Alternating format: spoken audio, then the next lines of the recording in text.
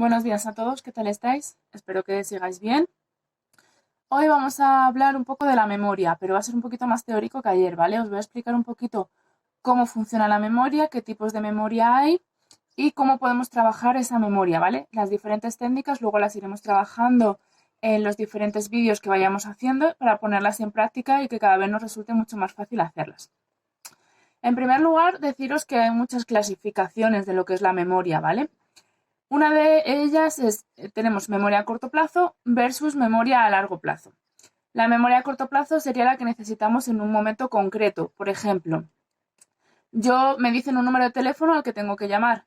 Yo necesito en ese momento memorizar el número de teléfono. Una vez que llamo ese número de teléfono, ya no necesito volver a llamar, acordarme de ese teléfono, por lo tanto lo puedo olvidar.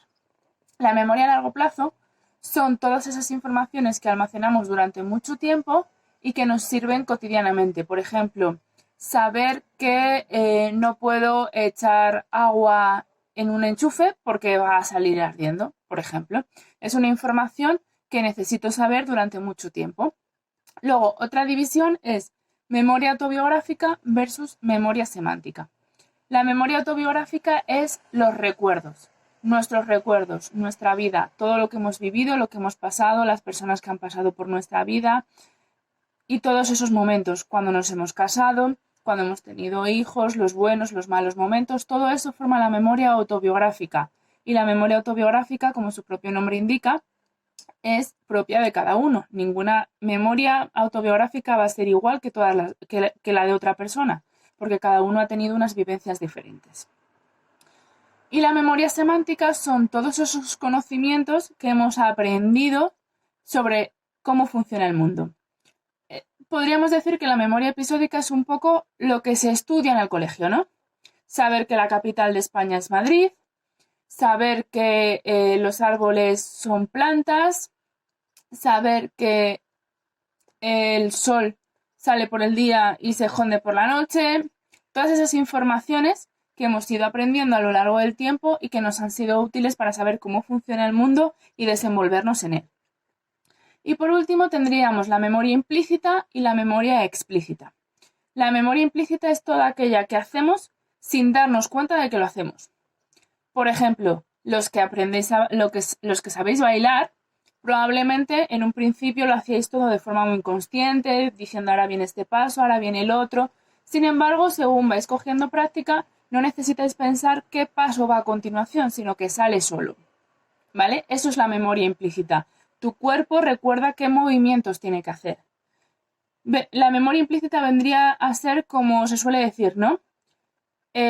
Nunca se olvida montar en bici. Por mucho tiempo que estés sin montar en bici, siempre vas a recordar cómo hacerlo. ¿Por qué? Porque nuestro cuerpo recuerda esos movimientos. Puede que al principio nos cueste un poquito, pero enseguida todo va fluyendo. ¿Por qué? Porque nuestro cuerpo lo recuerda, nuestra memoria está funcionando. Y la memoria explícita es todo aquel en el que necesitamos prestar atención para poder recordar. Pues, por ejemplo, en este mismo caso del baile, ¿no? Pasa cuando empezamos a aprender. Necesitamos ser conscientes de qué paso tenemos que dar, que a continuación, en qué momento, si yo ahora necesito el lado izquierdo, el derecho, tengo que girar o no tengo que girar. Eso es la memoria explícita, cuando prestamos atención, cuando necesitamos prestar atención para hacerlo, ¿vale? Estos serían un poco los tipos de memoria que hay. Sabéis que la memoria funciona dependiendo de muchos factores, el contexto en el que nos hallamos, el momento de nuestra vida. Si estamos bajo niveles de estrés, la memoria va a funcionar peor que si estamos en un momento de tranquilidad. La atención que prestemos, el contexto, cómo nos sintamos, el ruido que hay alrededor, la persona con la que estemos hablando, el tipo de memoria que estemos poniendo en funcionamiento. Todo eso influye en cómo funciona nuestra memoria. Y también con la edad va cambiando cómo funciona la memoria, ¿vale? Entonces muchas veces creemos que olvidos cotidianos pueden ser síntoma de problemas graves, cuando en realidad simplemente estamos viviendo un momento de estrés, un momento de agotamiento, de cansancio y no significa nada, ¿vale? Por lo tanto, aquí lo que vamos a hacer es trabajar esa memoria para que esos olvidos cotidianos solo se presenten si hay un problema grave. Siempre os digo, lo he dicho siempre en muchas clases que he dado, la memoria y el cerebro en general, ¿vale? Es un músculo más del cuerpo. Si nosotros no lo trabajamos, se atrofia. Si tú no haces gimnasia, tus músculos corporales se atrofian. Si tú no llevas a cabo ejercicios mentales, estimulación cognitiva en general, tu cerebro va a tender a atrofiarse. Y para eso estamos aquí, para que no se atrofie. ¿Vale? Ahora, os voy a explicar un poquito las diferentes técnicas que hay para trabajar la memoria. Por ejemplo, una de ellas es la asociación, es decir, lo que tenemos que recordar, asociarlo con algo que ya estamos recordando, que ya sabemos. Por ejemplo, si os presentan a alguien nuevo y os dicen que su cumpleaños es el 5 de marzo, pues asociarlo, por ejemplo, si conocéis a alguien que cumpla años ese mismo día. Estáis uniendo una información nueva con una información que ya sabíais, ¿vale? También se pueden usar acrónimos. ¿Qué son los acrónimos? Los acrónimos es usar diferentes letras o palabras que nos den la clave de lo que tenemos que recordar. Por ejemplo, si yo os explico que la memoria va en 3 pasos, ¿no? Almacenamiento, tenemos la información, el almacenamiento y luego la recuperación. Entonces, el acrónimo sería I de información, A de almacenamiento y R de recuperación. Y así nos acordaríamos de los 3 pasos que lleva a cabo la memoria. Con el recuerdo de nombres, que suele ser una cosa que os preocupa mucho, el no acordarse de los nombres, ¿vale? Aquí una técnica muy buena es asociar, ¿vale? El nombre con alguien que ya conozcamos. Y si no conocemos a nadie, ¿qué hacemos? Pues ese nombre asociarlo a una característica concreta que tenga esa persona. Por ejemplo, si a mí me presentan a María y María tiene un tatuaje en el cuello, por ejemplo, yo asocio el nombre de María con el tatuaje. Así sé que cuando vea a esa persona que tiene un tatuaje se va a llamar María. Esto funciona siempre que unáis el nombre con una característica concreta de esa persona, que no tengan otras, porque si no puede haber interferencia, ¿vale? Puede ser una característica física, puede ser una profesión, puede ser algo que sepáis que a esa persona le gusta mucho y solo le gusta a esa persona. Puede ser cualquier cosa, siempre que sea algo particular de esa persona. Otra técnica para recordar información es trocearla. Si tenemos que recordar mucha información, dividirla como en pequeños pasos o en pequeños bloques de información. Por ejemplo, si tenéis que rellenar una solicitud, después de rellenar esa solicitud la tenéis que llevar a algún sitio, después de llevarla a ese sitio tenéis que recoger un resguardo, pagar algo, pues todo ese bloque, dividirlo en pasos. Bueno, pues ¿qué tengo que acordarme? De pedir la solicitud. Una vez que tengo que pedir la solicitud, ¿qué tengo que hacer? Rellenarla. Después de rellenarla, ¿qué tengo que hacer? Llevarla a tal sitio. Después de llevarla a tal sitio, ¿qué tengo que hacer? Que me la sellen y traerme el resguardo. Es decir, dividir la información que tenemos en diferentes pasos para que nos sea mucho más fácil recordarla, ¿vale? Otra opción es lo contrario, agruparla. Es decir, si tenemos información muy dispersa, lo que tenemos que hacer es agruparla por informaciones que se parezcan.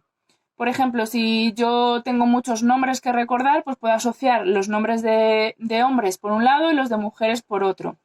O si tengo comidas y bebidas, pues por un lado asocio la información de las comidas y por otro de las bebidas. Es decir, agrupar las informaciones en diferentes categorías que se parezcan para que sea mucho más fácil recordarlas.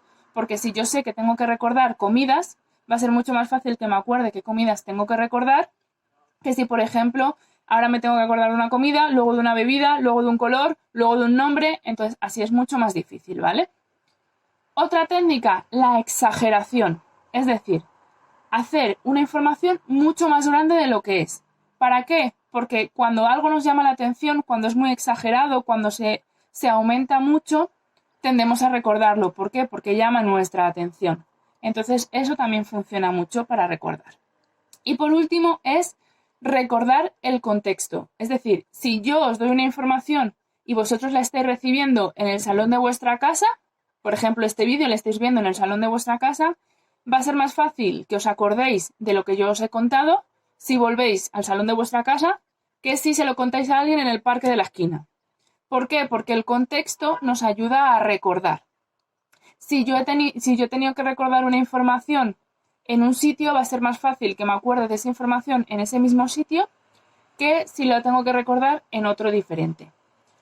Porque ya os digo, las claves contextuales, no solo del ambiente, sino de la ropa que llevaba, con quién estaba, qué música sonaba, si hacía frío o si hacía calor, todo eso nos ayuda a contextualizar la información y por lo tanto son pistas para que nuestra memoria encuentre la información que queremos. Bueno, hasta aquí el vídeo de hoy, ¿vale? Hoy ha sido un poco teórico para que sepáis un poquito cómo funciona la memoria y animaros a que en este tiempo pongáis en práctica estas técnicas que os he contado en vuestro día a día. Los nombres, agrupar información, dividirla, ¿vale? Y en los siguientes vídeos iremos trabajando diferentes aspectos de la estimulación cognitiva. Estas técnicas de memoria que os he dicho, atención, funciones ejecutivas, lenguaje, cálculo, todo eso lo iremos trabajando, ¿vale? Aparte de dar otros consejos psicológicos que nos pueden ayudar a mejorar nuestra calidad de vida. Así que espero que estéis bien y nos vemos mañana. ¡Chao!